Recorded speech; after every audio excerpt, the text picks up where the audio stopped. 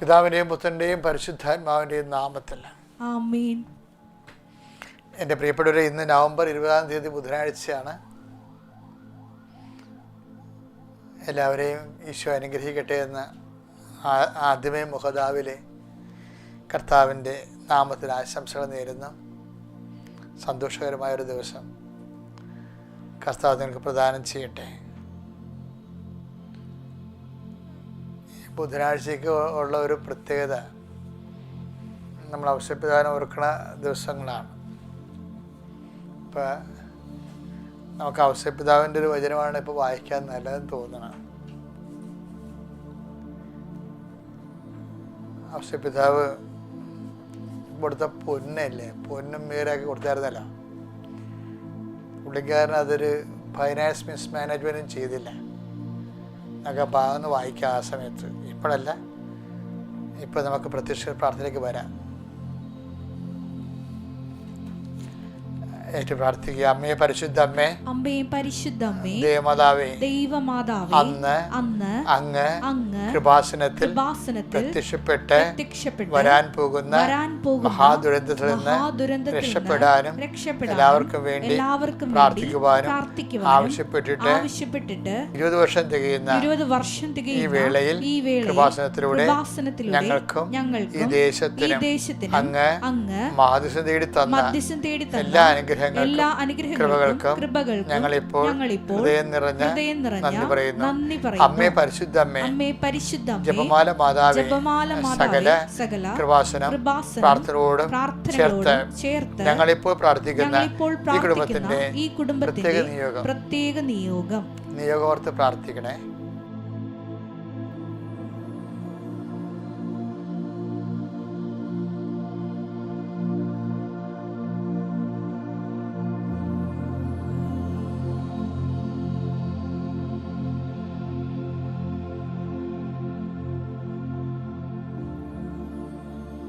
അമ്മയുടെ പ്രത്യക്ഷീകരണത്തിന്റെ ഈ ദ്വാദശക വേളയിൽ ഞങ്ങൾക്ക് സാധിച്ചു തരുവാൻ കഴിയണമേ. ആമേൻ. വിശ്വാസ പ്രമാണം. സർവശക്തനായ പിതാവും ആകാശത്തിന്റെയും ഭൂമിയുടെയും സൃഷ്ടാവുമായ ദൈവത്തിൽ ഞാൻ വിശ്വസിക്കുന്നു. അവിടുത്തെ ഏകപുത്രനും ഞങ്ങളുടെ കർത്താവുമായ ഈശോമിശിഹായിലും ഞാൻ വിശ്വസിക്കുന്നു.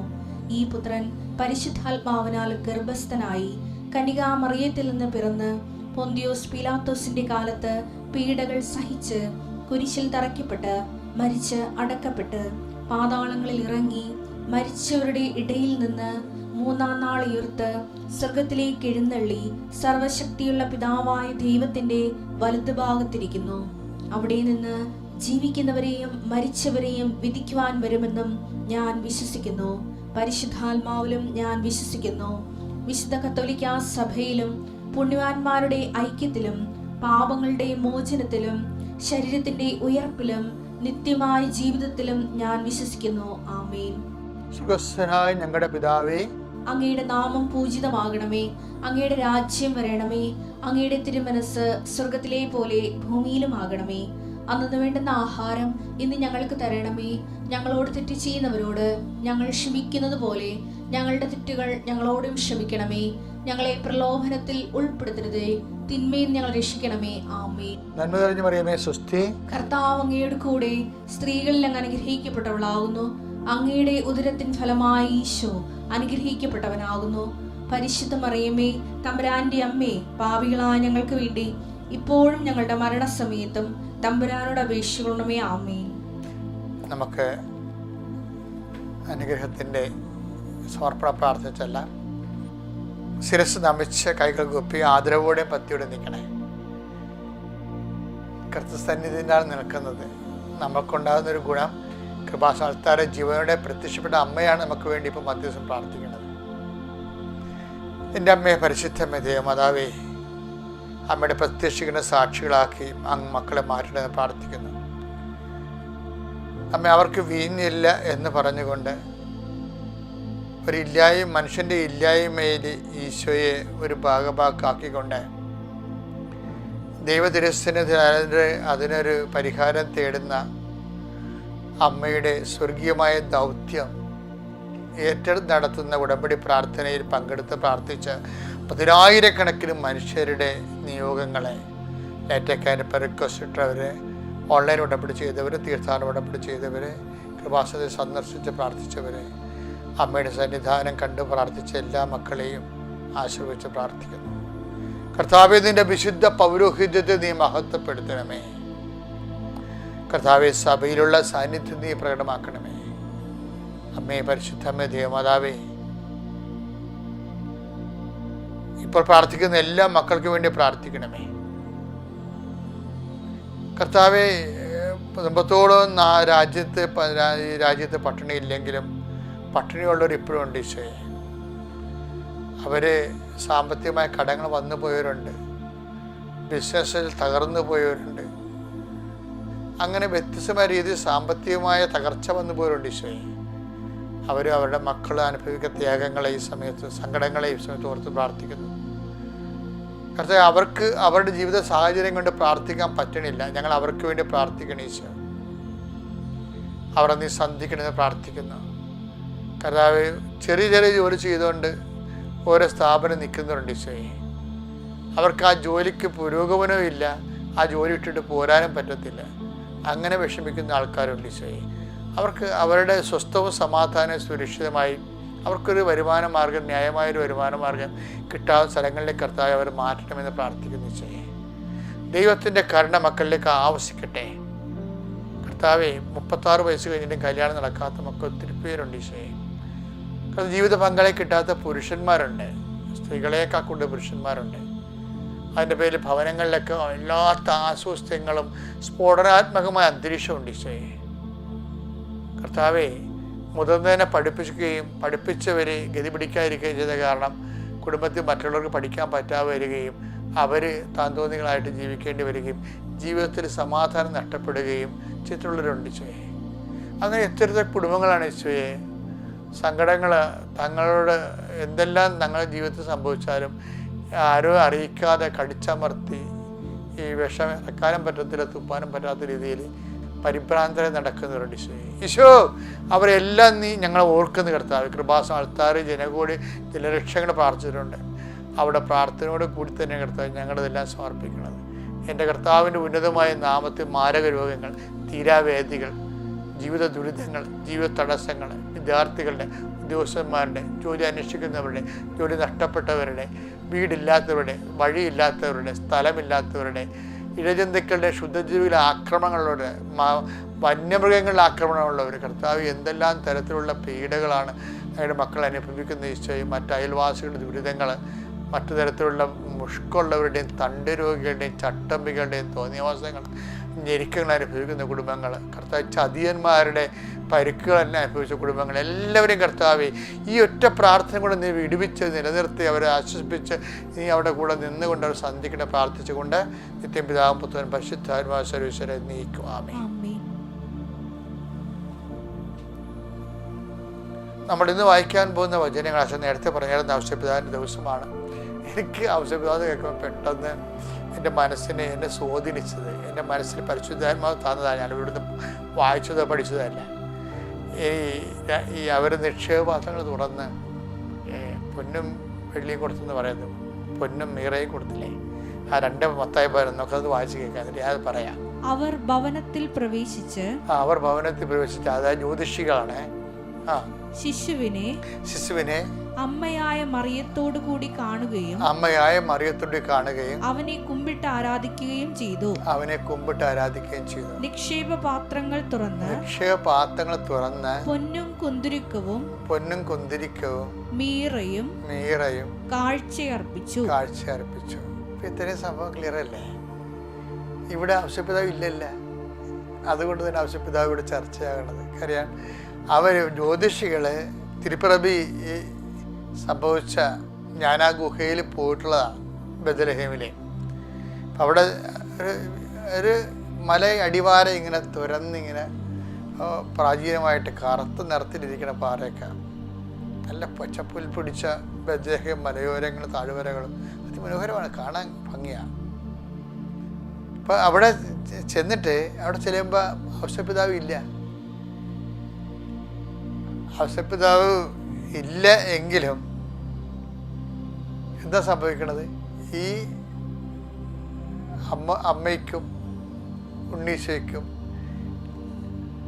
വേണ്ട ആഹാരം ക്രമീകരിക്കാനും മറ്റു കാര്യങ്ങളൊക്കെ ആയിട്ട് ഈ മനുഷ്യൻ അവിടെ ഇല്ല. ഇത് തന്നെ അവസ്ഥ തോമാസിലേക്കും പറ്റിയത്. കർത്താവ് വരുമ്പോൾ തോമാസിനെ ഉണ്ടാകത്തില്ല, പക്ഷെ വഴക്ക് കേൾക്കും തോമാശ്രീ. ഔസേപ്പിതാവ് വഴക്ക് കേട്ടില്ല. തോമാശ്രീ ആ സമയത്ത് ഇവർക്ക് വേണ്ടിയുള്ള ആഹാരങ്ങൾ ചെയ്യാൻ വേണ്ടി, അന്ന് പേടിയുടെ കാലമല്ലേ, പുറത്ത് ആഹാരം സമ്പാദിക്കാൻ വേണ്ടി പോയിരിക്കുകയാണ്. കർത്താവിനതൊക്കെ അറിയാമായിരുന്നു.